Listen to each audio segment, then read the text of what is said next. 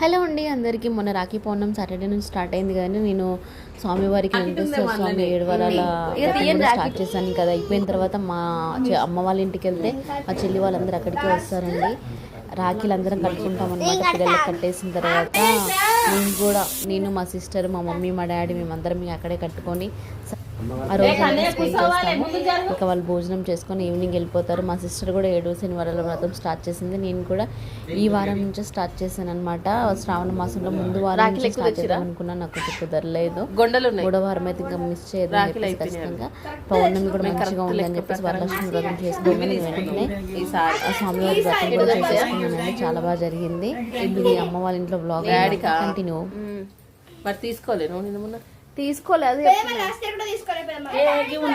అవును, ఎప్పుడు చూసినా మన దగ్గరికి వెళ్ళి తీసుకుంటది. కన్నయ్య కన్నయ్య ఆరతి వాడు కూడా వాడు మళ్ళా అని అయిపోయింది.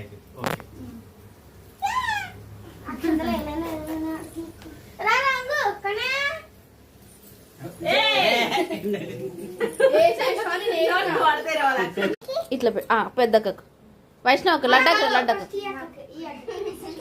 లడ్డకు పెట్టు. 500 కాలు మొక్కు మొక్కున్నాను. కాలు మొక్కు.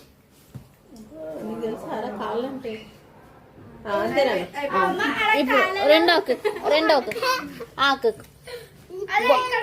బొట్టు పెట్టు.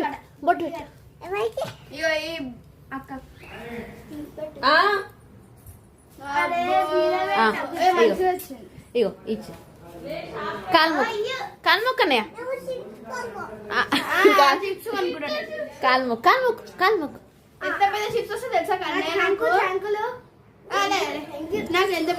ఇగో ఇప్పుడు ఆకు.